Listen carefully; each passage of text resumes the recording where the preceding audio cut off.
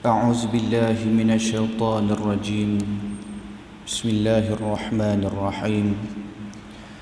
السلام عليكم ورحمة الله وبركاته. إن الحمد لله نحمده ونستعينه ونستغفره ونعوذ بالله من شرور أنفسنا ومن سيئات أعمالنا. من يهده الله فلا مضل له ومن يضلله فلا هادي له. أشهد أن لا إله إلا الله وأشهد أن محمدا عبده ورسوله. اللهم صل وسلم وبارك على محمد وعلى آله وأصحابه ومن تبعهم بإحسان إلى يوم الدين. اللهم فقهنا في الدين وعلمنا التأويل. اللهم إنا نعوذ بك من البرص والجنون والجذام ومن سيء الأسقام. Ya Allah, lindungilah kami daripada penyakit sopak, penyakit gila, penyakit kusta dan segala penyakit yang buruk, khususnya COVID-19 yang tidak ada kesembuhan melainkan kesembuhan daripadamu. Amin ya rabbal alamin. Amma ba'd. Yang dirahmati Allah subhanahu wa ta'ala, para pegawai masjid, IJK masjid, muslimin muslimat, mukminin mukminat, penonton kita di siaran langsung sekalian. Pertama dan selama-lamanya, marilah kita merafakkan rasa syukur kita kepada Allah Azza wa Jalla dengan limpah kurnia daripada Allah Subhanahu wa Ta'ala. Kita sama-sama dapat dikumpulkan pada malam ini lagi. Dan alhamdulillah, tuan-tuan muslimin muslimat yang dirahmati Allah Subhanahu wa Ta'ala, setelah masuknya waktu maghrib, maka kita sudah pun masuk tahun baru. Kita sudah pun masuk tahun baru, iaitu 1 Januari 2022. Cepat masa berlalu dalam hidup kita. Setiap kali masa berlalu, setiap kali umur kita semakin berkurang. Tuan-tuan muslimin muslimat yang dirahmati Allah Subhanahu wa Ta'ala, apa beza kemarin dengan hari ini? Apa beza hari ini dengan esok? Tidak ada beza. Semuanya setiap hari berlalu 24 jam.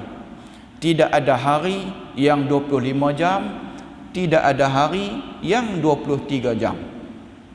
Hari berlalu macam biasa. Yang bezanya adalah umur kita semakin berkurang. Umur kita kuih sikit, lama-lama habis ya. Tuan-tuan muslimin muslimat yang dirahmati Allah Subhanahu wa Ta'ala. Di dalam solat maghrib berjemaah tadi, kita baca ayat apa tuan-tuan? Boleh ingat balik tak? Kalau tak ada yang ingat, kita baca ayat apa tadi? Kita baca a'udzu billahi minasyaitonir rajim.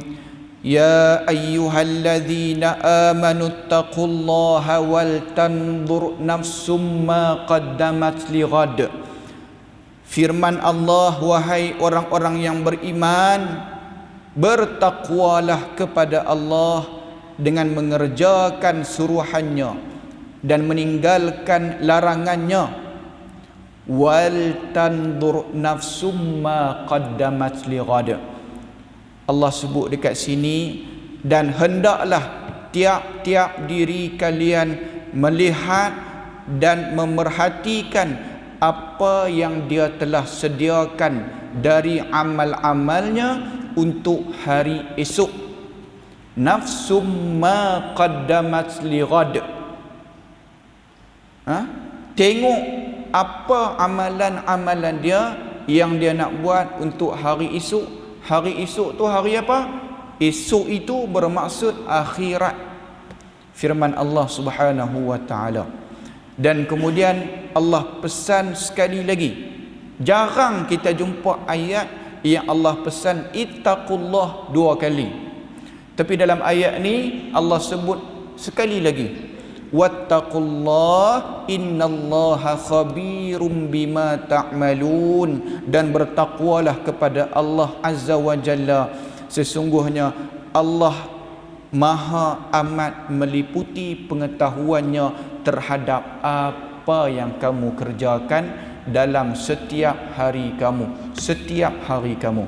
Tuan-tuan muslimin muslimat yang dirahmati Allah Subhanahu wa taala, alhamdulillah, sedar tak sedar kita sudah pun masuk tahun baru.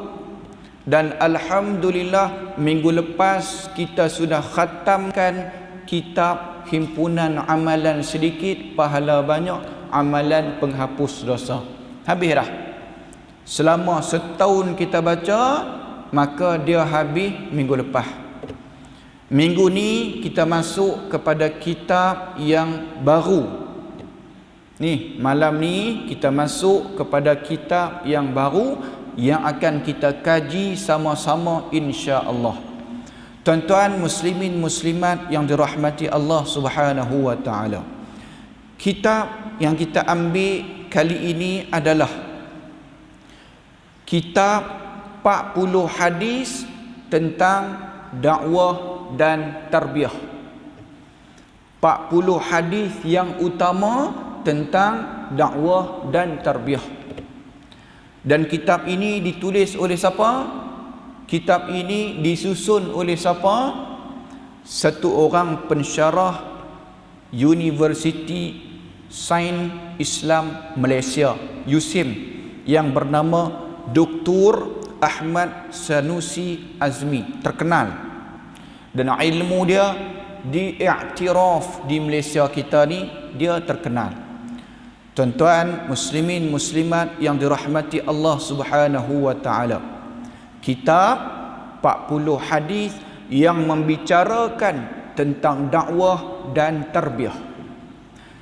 Di dalam mukaddimah kitab ini, penulis mengucapkan segala puji bagi Allah dengan limpah rahmatnya karya ini berjaya dihasilkan. Nak buat kitab bukan senang, tuan-tuan. Nak buat kitab payah. Para ulama dahulu karang kitab berbelas-belas tahun. Ada yang karang kitab berpuluh tahun semata-mata nak bagi kita ni ada panduan. Nak bagi kita umat akhir zaman ni ada pegangan, ada panduan kita. Kalaulah para ulama tak susun kitab, kita nak mengaji apa, tuan-tuan? Kita nak mengaji apa? Nah, jadi banyak sumbangan ulama-ulama terdahulu, termasuklah kitab yang kita baca ini. Dia kata segala puji bagi Allah, dengan limpah rahmatnya karya ini berjaya dihasilkan. Kutaib ataupun buku kecil ini menghimpunkan 40 hadis yang dilihat mempunyai pengajaran dalam perkara yang melibatkan dakwah dan tarbiyah dalam hidup kita. Dan kebanyakan hadis ini dipilih berdasarkan kandungannya yang disampaikan dalam bentuk cerita. Ni 40 hadis yang dipilih ini dia lebih kurang bentuk cerita. Jadi mudah untuk kita faham, tuan-tuan. Kalau bentuk cerita ni, orang kita dia cukup seronok lah. Sebab bila sebut kata cerita, dia tak boring sangat. Benda cerita ni semua orang suka. Nah? Dan kemudian dia kata lagi dalam mukaddimah kitab ini bagi memudahkan para pembaca memahami serta mengingati mesej yang akan disampaikan kepada masyarakat seluruhnya. Tuan-tuan muslimin muslimat yang dirahmati Allah Subhanahu wa taala, pasal apa kita tengok banyak kitab yang menghimpunkan 40 hadis. Nah, hari Ahad kita mengaji kitab 40 hadis Imam An-Nawawi rahimahullah. Imam Nawawi susun 40 hadis. Banyak lagi imam-imam yang lain susun 40 hadis. Pasal apa? Pasal ada satu hadis daripada baginda Nabi sallallahu alaihi wasallam. Sabit ada hadis. Pasal itulah ulama kita ini dia susun 40 hadis, 40 hadis, 40 hadis tentang hidup, 40 hadis tentang tarbiyah, 40 hadis tentang alam sekitar, 40 hadis tentang macam-macam. Rupanya dekat sini ada hadis daripada baginda Nabi sallallahu alaihi wasallam, tetapi hadis ini dhaif. Hadis ini lemah sikitlah. Tapi dalam bab fadail a'mal ataupun fadail amal, kita boleh untuk gunakan hadis yang lemah ini selagi mana tidak bawa mudarat atau kesalahan dekat mana-mana. Tuan-tuan muslimin muslimat yang dirahmati Allah, sabda Nabi sallallahu alaihi wasallam, an Abi Darda qala Rasulullah sallallahu alaihi wasallam, man hafidha ala ummati 40 hadisan min amri dinihi ba'athahu Allahu faqiha wa kuntu lahu yawmal qiyamah syafi'an wa syahida. Tuan-tuan, apa kata Nabi? Sabda Nabi sallallahu alaihi wasallam daripada Abu Darda radhiyallahu an. Siapa Abu Darda? Sahabat Nabi yang terkenal juga. Daripada Abu Darda radhiyallahu anhu bahwasanya Rasulullah sallallahu alaihi wasallam bersabda, barang siapa yang memelihara buat umat aku 40 hadis daripada urusan agamanya. Nabi kata, barang siapa yang pegang, yang beramal 40 hadis, maka dia akan dibangkitkan di hari kiamat oleh Allah sebagai seorang yang faqih, seorang yang faqih, seorang yang alim. Siapa yang susun 40 hadis, siapa yang beramal dengan 40 hadis, maka dia akan dibangkitkan oleh Allah Subhanahu wa taala dalam keadaan yang faqih di hari akhirat kelak. Tuan-tuan, paling kurang dalam hidup kita kalau boleh hafal 40 hadis. Kalau boleh hafal 40 hadis cukup bertuah dah. Hafal hadis yang pendek pun okey dah. Al-muslimu man salima lisanihi, pendek kan tuan-tuan. Hafal hadis 40 hadis yang pendek je. Kalau payah sangat, hafal bahasa Melayu pun cukup bertuah. Dan 40 hadis itu bukan setakat hafal, kita kena beramal sekali. Mudah-mudahan kita termasuk dalam kalangan yang Allah akan bangkitkan di hari kiamat kelak sebagai seorang yang faqih, seorang yang alim, tuan-tuan. Dan sambung Nabi, wa kuntu lahu yaumal qiyamah syafi'an wa syahida, dan aku akan memberikan buat dirinya syafaat dan penyaksian di hari akhirat kelak. Tuan-tuan, ini kata-kata Nabi ni. Siapa yang hafal, siapa yang jaga 40 hadis, insya-Allah di hari akhirat kelak dia dapat 3 perkara. Yang pertama adalah dia akan dibangkitkan dalam keadaan yang faqih. Yang kedua, dia akan dapat salah satu syafaat Nabi sallallahu alaihi wasallam. Dan yang ketiga, yang ketiga adalah Nabi akan jadi penyaksian kepada dia di hari akhirat kelak. Hadis yang kita baca ini hadis riwayat Al-Baihaqi dalam Syu'abul Iman, tetapi hadis ini dhaif. Dhaif, lemah sikitlah. Tapi kalau kita nak beramal, boleh. Nak berhujah, tak boleh. Hadis yang lemah, nak berhujah, kalau tak ada mana-mana hadis lain yang boleh sokong dia, maka tak boleh berhujah. Okey, baik. Menurut Al-Imam Nawawi rahimahullah, para ulama hadis telah bersepakat bahawa hadis ini dikategorikan sebagai hadis yang dhaif, tetapi mereka masih mengamalkan hadis ini sebagai targhib, sebagai galakan untuk mereka melakukan amalan fadail amal, kebaikan dalam mengumpulkan hadis-hadis Nabi, 40 hadis-hadis Nabi.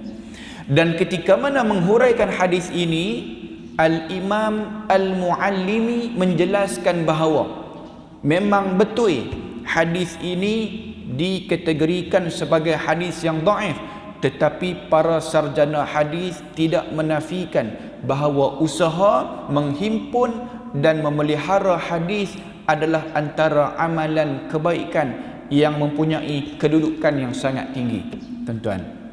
Dan menurut Abu Tahir As-Silafi, sarjana hadis yang terawal dalam menghasilkan karya hadis 40 adalah Al-Imam Abdullah ibn Mubarak, seorang ulama yang terkenal.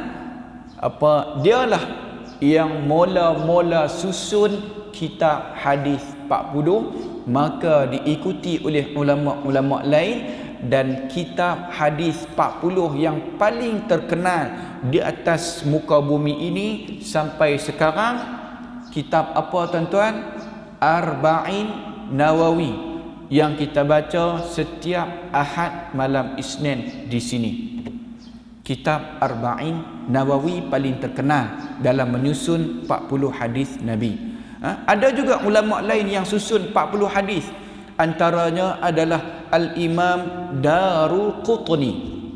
Begitu juga Al-Hakim, Ibnu Asakir dan juga Az-Zahabi.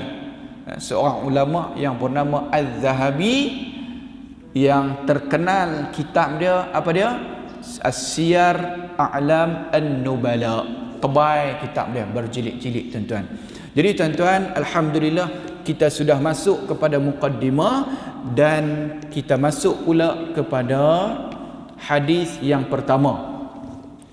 Hadis yang pertama daripada 40 hadis yang dikarang dalam kitab ini. Hadis yang pertama menekankan kepada kita ataupun memberi tajuk kepada kita kewajipan dalam berdakwah. Wajib berdakwah. Wajib untuk kita berdakwah, tuan-tuan. Apa kata Nabi?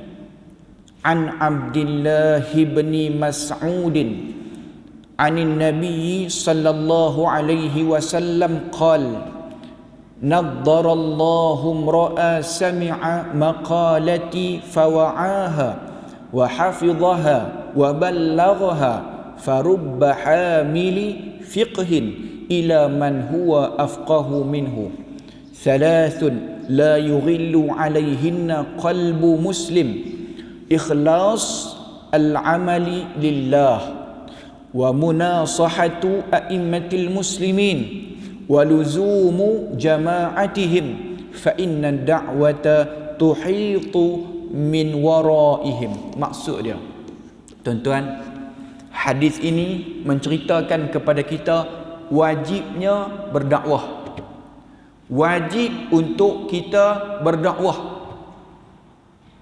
Tuan-tuan, wajib untuk kita berdakwah. Apa kata Nabi? Daripada Abdullah bin Mas'ud radhiyallahu an, daripada Nabi sallallahu alaihi wasallam bersabda, naddarallahu imra'a sami'a maqalati, sesungguhnya Allah akan memperindahkan seri wajahnya. Wajah siapa? Wajah seseorang yang apabila yang mendengar perkataan Nabi, seseorang yang mendengar hadis Nabi, lalu dia faham hadis itu, lalu dia hafal hadis itu, lalu dia menyampaikan hadis itu kepada orang lain. Barang siapa yang dengar sabda Nabi, kemudian dia faham, dia hafal, dia menyampaikan kepada orang lain, maka ganjaran dia, Allah akan memperindahkan seri wajah dia. Di mana? Di dunia dan di hari akhirat. Sebab itu tuan-tuan, dalam kuliah jangan kita dengar, kita tak ambil berat. Sebab bila mana kita ambil berat, kita akan ingat hadis itu, kita akan hafal, kita akan beramal, kita akan sebarkan kepada orang, maka Allah akan bagi apa kat kita? Allah akan beri seri wajah kita di dunia, di hari akhirat. Dalam kuliah, sebab itu kita minta para jemaah agar khusyuk dengar sabda-sabda Nabi, ayat-ayat Allah yang kita sebutkan dalam kuliah kita. Jadi tuan-tuan, sambung Nabi. Nabi kata, salasun la yughillu alaihinna qalbu muslim. 3 perkara yang tidak mengkhianati, ataupun maksud lain dia, 3 perkara yang membersihkan dan meluruskan hati seorang muslim itu ada 3. Yang membuatkan hati muslim bersih, yang membuatkan hati muslim itu lurus. Nabi kata 3 perkara. Yang pertama, ikhlasul amali lillah. Ikhlaskan amalan dia semata-mata kerana Allah. Yang kedua, Nabi kata, wa munasahatu a'immatil muslimin. Saling beri nasihat terhadap para pemimpin kaum muslimin. Saling bagi nasihat kepada siapa yang jadi ketua kita, imam kita, JKK kita, YB kita, menteri kita dan sebagainya. Saling bagi nasihat kepada mereka. Dan yang ketiga, perkara yang ketiga, berpegang teguh terhadap jemaah kalian, jemaah mereka. Sesungguhnya doa mereka meliputi memelihara mereka, dari belakang-belakang mereka juga akan terpelihara. Tiga perkara yang membuatkan hati seorang muslim itu bersih, yang membuatkan hati seorang muslim itu lurus, siratal mustaqim. Hadis yang kita baca ini hadis yang pertama yang diriwayatkan dalam kitab Jami' At-Tirmizi, hadis hasan sahih. Tuan-tuan, daripada hadis ni kita faham dah apa kata Nabi? Nabi kata seorang muslim yang dia dengar hadis Nabi, dia faham, dia hafal, dia sebak dekat orang lain, Allah akan serikan wajah dia. Tuan-tuan, payah ke mudah? Mudah saja kita dengar hadis Nabi, kita beramal, kita faham, kita hafal, kita beramal, kita sebak kepada orang, ganjaran dia Allah nak bagi seri wajah kita. Dan syarah kepada hadis ini adalah menurut Abu Sulaiman Al-Khattabi. Hadis ini menjelaskan kepada kita tentang kelebihan mereka yang menjalankan dakwah di jalan Allah. Orang yang menyampaikan satu hadis daripada Rasulullah sallallahu alaihi wasallam akan memperolehi doa yang khusus daripada baginda Nabi sallallahu alaihi wasallam. Sulaiman Al-Khattabi, Abu Sulaiman Al-Khattabi, seorang ulama. Dia kata, qauluhu naddarallahu ra'a ma'nahu ad-du'a lahu bin nadarah wa hiya an-ni'mah wal bahjah. Lafaz yang Nabi sebut di permulaan hadis tadi, apa dia? Naddarallahu ra'a. Allah akan memperindahkan. Allah akan memperindahkan. Itu membawa maksud bahawa Rasulullah sallallahu alaihi wasallam mendoakan buat mereka yang menyampaikan hadis Nabi atau berdakwah menyampaikan ilmu. Nah, secara khususnya hadis Nabi, secara umumnya ilmu agama, akan terpancar keserian di wajah dia dan wajahnya bercahaya yang mana menandakan kenikmatan dan keindahan. Tuan-tuan cuba tengok, orang yang baik, orang yang selalu menyebarkan ilmu agama, tok-tok guru kita, ustaz-ustaz kita, siapa-siapa sahaja yang mengajar ilmu agama, bahkan di kalangan kita sendiri yang bukan ustaz pun, tapi bila mana kita ini beramal, kita ingat apa yang Nabi kata, apa yang Nabi pesan, kita beramal dan kita sebar kepada orang lain, kadang-kadang seri Allah bagi dekat wajah mereka. Nah, seri Allah bagi dekat wajah mereka, berbanding orang yang tak mau dengar ilmu agama, yang tak mau ingat, yang tak mau hafal, yang tak mau faham, yang tak mau sebarkan kepada orang, maka wajah dia Allah tidak berikan keserian di wajah dia, tuan-tuan. Sebab itu kita perlu ambil berat dengan apa yang Nabi pesan kepada kita ini. Tuan-tuan muslimin muslimat yang dirahmati Allah Subhanahu wa taala. Kata Al-Imam Ibnu Qayyim rahimahullah di dalam kitab Miftah Darus Sa'adah. Apa kata Al-Imam Ibnu Qayyim? Al-Imam Ibnu Qayyim melihat hadis ini sebagai satu kemuliaan buat mereka yang dengar hadis Nabi, kemudian mereka ingat kepada hadis Nabi, dan kemudian mereka menyampaikan kepada orang lain. Kata Ibnu Qayyim rahimahullahu ta'ala, sekiranya tidak ada hadis lain yang menceritakan tentang kelebihan mempelajari dan menyampaikan ilmu ini, maka hadis yang kita baca taksat ni sudah memadai sebagai satu kemuliaan buat mereka yang melakukannya. Ibnu Qayyim kata, kalaulah tak ada hadis lain yang menceritakan kelebihan tadi, maka hadis ni dah cukup untuk buat kita faham dah.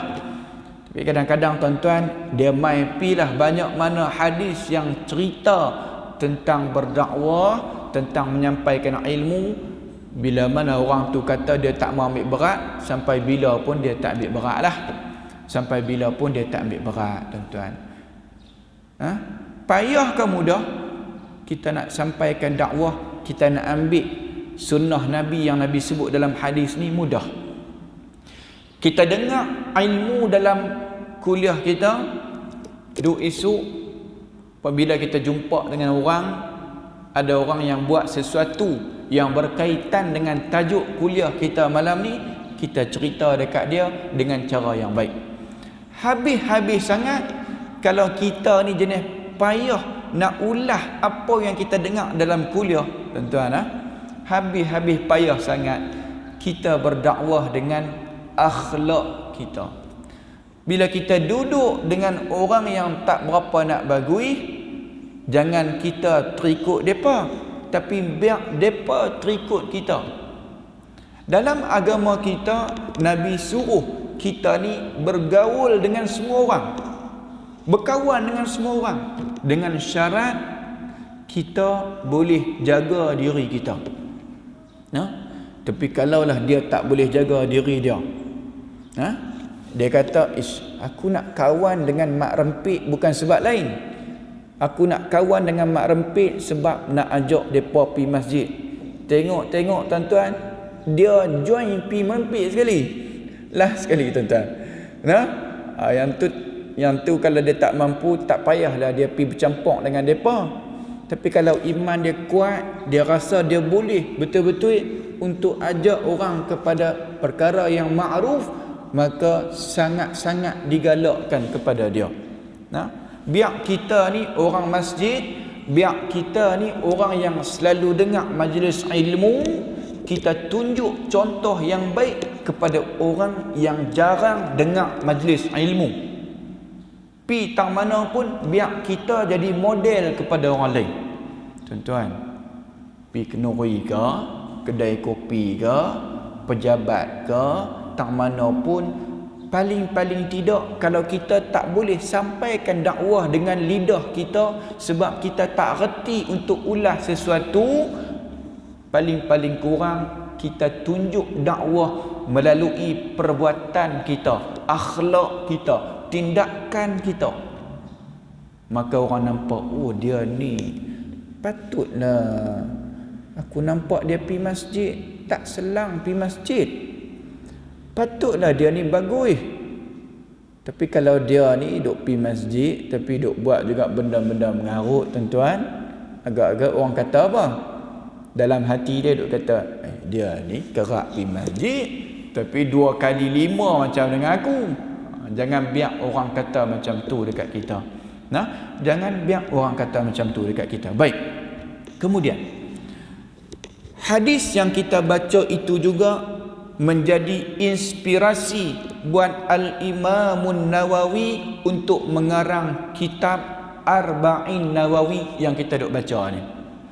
Imam Nawawi ada tulis dalam kitab dia, antara penyebab aku boleh susun 40 hadis itu adalah sebab aku terbaca bahawa Nabi kata, barang siapa yang dengar hadis Nabi, yang faham, yang hafal, yang beramal, yang menyampaikan kepada orang, maka Allah akan serikan wajah dia. Daripada hadis ni, Imam Nawawi fikir, oh, aku nak kena susun 40 hadis. Tuan-tuan, Al-Imamun Nawawi wafat umur muda. Seingat saya, kalau tak silap, 45 tahun meninggal dunia. Tak kahwin. Imam Nawawi tak kahwin, meninggal umur yang muda. Tetapi kitab dia sampai ke hari ini orang guna. Banyak kitab dia orang guna, tuan-tuan. Ini yang dikatakan keberkatan umur kita ketika mana kita hidup dekat dunia. Kita hidup dekat dunia, tuan-tuan, biar umur kita ni ada keberkatan. Biar umur kita ada keberkatan. Baik, kemudian hadis yang kita baca tadi juga dijadikan dalil oleh sebahagian ulama tentang kewajipan untuk kita berdakwah. Tuan-tuan, kalaulah kita duk harap ustaz saja yang berdakwah, maka masyarakat kita sampai bila pun tak boleh berubah. Masyarakat kita seluruhnya sampai bila pun tak mampu diubah kalau kita duk harap ustaz yang ceramah di masjid saja. Tapi kalau masing-masing di antara kita ambil seorang sikit tugas dakwah ini, maka masyarakat kita clear. InsyaAllah masyarakat kita akan dapat ilmu yang kita belajar dalam kuliah kita ni, tuan-tuan. Sebab itu pentingnya bab yang pertama yang dikarang oleh pengarang kitab ini, kewajipan untuk berdakwah. Masing-masing kita ada tugas, ada bahagian dia. Berikut adalah kata-kata sarjana tentang kewajipan berdakwah setelah meneliti dalil-dalil daripada Quran dan juga dalil daripada hadis. Tengoklah apa yang para ulama kita kata tentang kewajipan berdakwah. Kata Al-Imam Al-Haramain Al-Juwaini rahimahullah. Imam Haramain ni semua orang kenal lah. Bukannya semua orang kenal apa. Siapa penuntut ilmu agama, dia mesti kenal Al-Imam Al-Juwaini. Kata Imam Juwaini, sesungguhnya perintah amar ma'ruf nahi mungkar itu adalah satu kewajipan secara ijma', secara sepakat oleh ulama, bahawa kewajipan untuk berdakwah itu memang wajib. Dan kemudian ulama yang kedua, Syekh As-Sa'di, ketika menghuraikan ayat 104 daripada surah Ali Imran, menegaskan bahawa Setiap Muslim mesti berperanan menyampaikan dakwah di atas kapasiti masing-masing, dan ia adalah fardu kifayah yang mesti ditegakkan oleh sebahagian kumpulan daripada muslimin. Dan kata-kata ini dipetik dalam kitab Tafsir As-Sa'di. Tuan-tuan, fardu kifayah. Fardu kifayah ni maksudnya sebahagian buat. Sebahagian orang dia mesti buat. Siapa dia? Kita lah. Kita harap kita lah yang termasuk, sebab kita ini diberikan hidayah oleh Allah untuk dapat ilmu Allah, untuk dapat ilmu Rasulullah. Nak harap dekat siapa lagi tuan-tuan? Kita semua dalam masjid ini adalah tokoh, model kepada masyarakat kita. Nah, seorang ustaz yang mengajak dekat masjid, dalam masa yang sama dia bukan mengajak dekat contohnya pejabat mana-mana, tetapi di kalangan kita ada orang yang bekerja dekat pejabat. Dia dapat ilmu dalam kuliah, dia sampaikan paling kurang dekat kawan sebelah meja dia, paling kurang tuan-tuan. Nah, baik, kemudian Syekh As-Sa'di menghuraikan ayat 104 daripada surah Ali Imran. Ayat apa ni? Kita baca sekali lalu. Ayat itu adalah wal takum minkum ummatun yad'una ilal khair wa ya'muruna bil ma'ruf wa yanhauna 'anil munkar wa ulaika humul muflihun. Dan hendaklah ada di antara kamu satu puak yang menyeru kepada dakwah, menyeru kepada kebajikan untuk mengembangkan Islam, dan menyuruh untuk berbuat segala perkara yang baik, wa ya'muruna bil ma'ruf wa yanhauna 'anil munkar, serta melarang daripada segala perkara yang buruk dan keji, dan mereka yang bersifat demikian adalah orang-orang yang al-muflihun, orang yang berjaya. Siapa yang ajak orang untuk buat baik, siapa yang melarang orang untuk melakukan perkara yang mungkar, maka Allah tutup ayat itu dengan faula wa ulaika humul muflihun, mereka orang yang berjaya.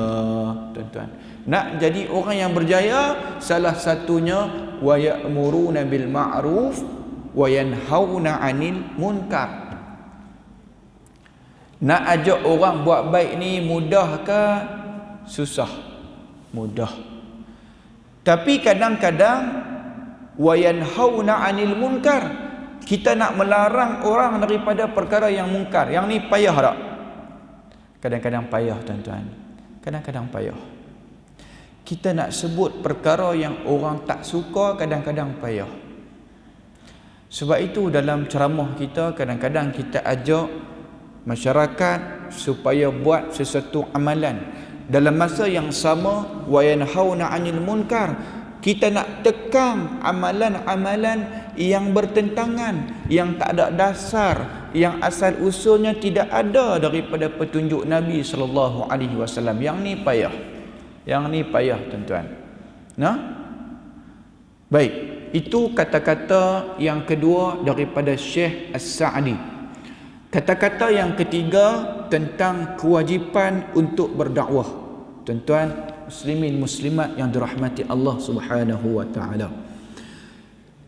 Pandangan yang sama bahawa kewajipan kita untuk berdakwah dipertegaskan oleh Al-Ustaz Mustafa Mashhur yang menjelaskan bahawa menunaikan dakwah salah satu kewajipan bagi merealisasikan sifat syahadah, penyaksian Muslim ke atas umat yang lain, yang akan menjadi saksi buat umat yang lain di hari akhirat kelak, seperti mana yang disebutkan dalam surah Al-Baqarah ayat 143. Tuan-tuan muslimin muslimat yang dirahmati Allah Subhanahu wa taala, kita nak berdakwah ni tidak ada halangan.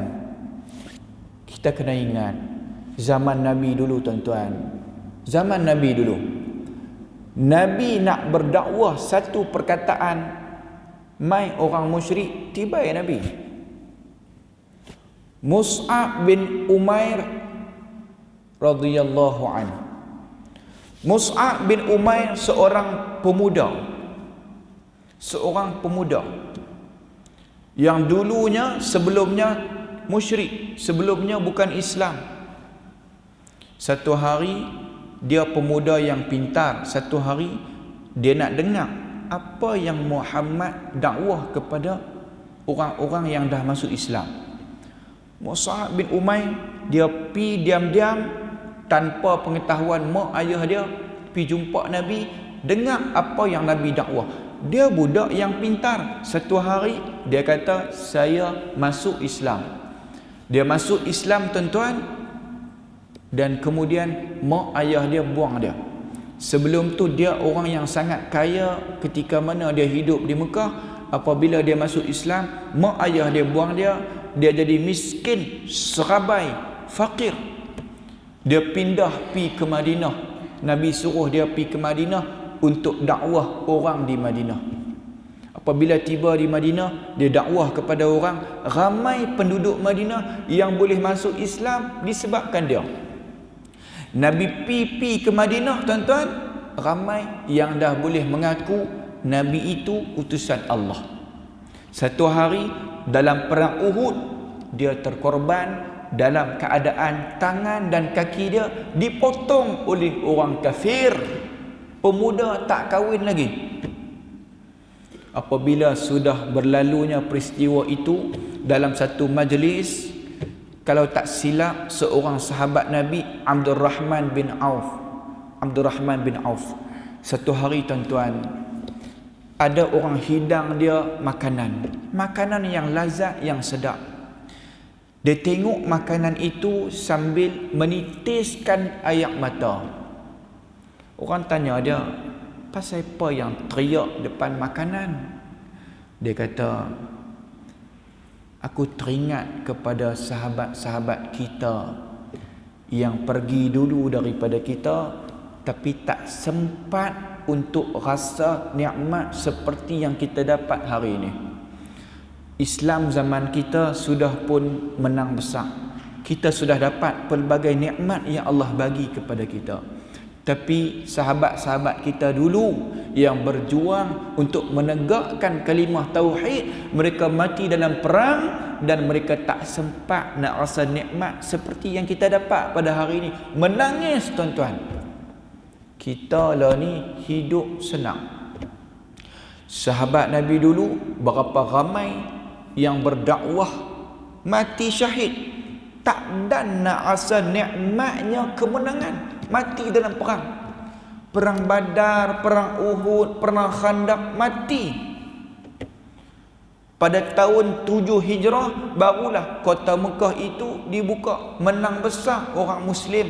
Dapat harta banyak, kaya, unta banyak, harta banyak. Tapi mereka teringat semula kepada kawan-kawan, sahabat sejati mereka yang tak dan nak rasa nikmat perjuangan itu.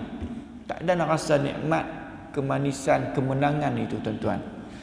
Maka ketika mana dihidangkan dekat dia satu makanan yang lazat, dia teringat, aku sedih teringat dekat kawan-kawan kita dulu yang mana mereka ni berjuang tapi tak dan nak dapat kemenangan, tak dan nak rasa nikmat seperti kita. Jadi tuan-tuan, apalah sangat kalau kita bandingkan dakwah kita di zaman berbanding dakwah sahabat-sahabat Nabi dulu. Payahkah kita nak berdakwah? Jangan jadikan payah dalam hidup kita. Paling kurang setiap hari mesti ada dakwah kita terhadap masyarakat yang lain. Paling kurang bagi ada. Oh, zaman Nabi tuan-tuan, nak sampaikan dakwah bukan mudah. Nak sebut satu perkataan takut. Kena buli dengan orang kafir. Zaman kita nak sebut banyak mana sebut, tak kisah. Tapi kita ni macam itulah. Apabila kita diberikan kesenangan, kita lupa akan kesusahan yang diberikan oleh orang sebelum kita. Jangan kita tertipu dengan kesenangan yang Allah berikan kepada kita sekarang. Jangan kita tertipu. Jangan kita tertipu. Jadi tuan-tuan, muslimin muslimat yang dirahmati Allah Subhanahu wa taala, kita sudah pun masuk kepada waktu Isyak. Jadi mudah-mudahan malam ni tajuk yang pertama, kewajipan untuk kita sama-sama berdakwah. Bukan saja ustaz yang duduk kat depan ni, tapi kita masing-masing mesti ada bahagian dalam dakwah, semata-mata kita nak ambil sunnah Nabi.